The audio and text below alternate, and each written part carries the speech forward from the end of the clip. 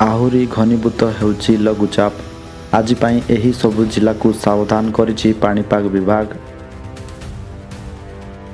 ଆସନ୍ତା 3 ଦିନ ରାଜ୍ୟର ବିଭିନ୍ନ ସ୍ଥାନରେ ପ୍ରବଳ ବର୍ଷା ନେଇ ସମ୍ଭାବନା ରହିଛି।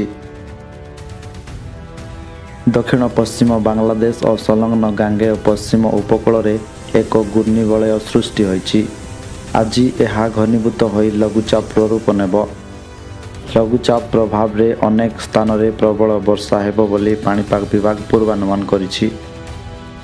ତେବେ ଆସନ୍ତୁ ଜାଣିବା ଆଜି କେଉଁ ସବୁ ସ୍ଥାନରେ ପ୍ରବଳ ବର୍ଷା ନେଇ ଆଲର୍ଟ ଜାରି ହୋଇଛି। ଆଜି ମୟୂରଭଞ୍ଜରେ ପ୍ରବଳରୁ ଅତି ପ୍ରବଳ ବର୍ଷା ନେଇ ଅରେଞ୍ଜ ଆଲର୍ଟ ଜାରି ହୋଇଛି। ବାଲେଶ୍ୱର ଓ ଭଦ୍ରକରେ ଅଧିକ ବର୍ଷା ହୋଇପାରେ। ସେହିପରି ରବିବାର ଦିନ ଅର୍ଥାତ୍ ଆଜି ସମ୍ବଲପୁର, ଝାରସୁଗୁଡ଼ା, ସୁନ୍ଦରଗଡ଼, ଦେବଗଡ଼, ବାଲେଶ୍ୱର, ଭଦ୍ରକ, ଯାଜପୁର, କେନ୍ଦ୍ରାପଡ଼ା, କଟକ, ଜଗତସିଂହପୁର, ପୁରୀ, ଖୋର୍ଦ୍ଧା, ନୟାଗଡ଼, ଗଞ୍ଜାମ ଓ ଗଜପତିରେ ଘଡ଼ଘଡ଼ି ସହ ବର୍ଷା ସମ୍ଭାବନା ରହିଛି। ସେହିପରି ଆସନ୍ତାକାଲି ମୟୂରଭଞ୍ଜ, କେନ୍ଦୁଝର, ସୁନ୍ଦରଗଡ଼ରେ ଅତି ପ୍ରବଳ ବର୍ଷା ହୋଇପାରେ। ଦେବଗଡ଼, ସମ୍ବଲପୁର, ଝାରସୁଗୁଡ଼ାରେ ଅତି ପ୍ରବଳ ବର୍ଷା ହୋଇପାରେ। ସେହିପରି 1 ତାରିଖରେ ନୟାଗଡ଼, କଳାହାଣ୍ଡି ଓ କନ୍ଧମାଳରେ ପ୍ରବଳ ବର୍ଷା ହେବ ବୋଲି ପାଣିପାଗ ବିଭାଗ ପକ୍ଷରୁ ଆକଳନ କରାଯାଇଛି।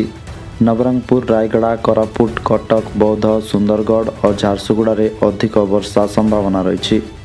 2 ତାରିଖରେ ସୁନ୍ଦରଗଡ଼, ଝାରସୁଗୁଡ଼ା, ବରଗଡ଼, ନବରଙ୍ଗପୁର, କଳାହାଣ୍ଡି, ନୂଆପଡ଼ା, ବଲାଙ୍ଗୀରରେ ଅଧିକ ବର୍ଷା ହୋଇପାରେ।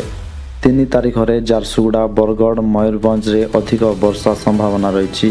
4 ତାରିଖରେ ସୁନ୍ଦରଗଡ଼, କେନ୍ଦୁଝର ଓ ମୟୂରଭଞ୍ଜରେ ଅଧିକ ବର୍ଷା ହେବା ନେଇ ପୂର୍ବାନୁମାନ କରିଛି ଆଞ୍ଚଳିକ ପାଣିପାଗ ବିଭାଗ।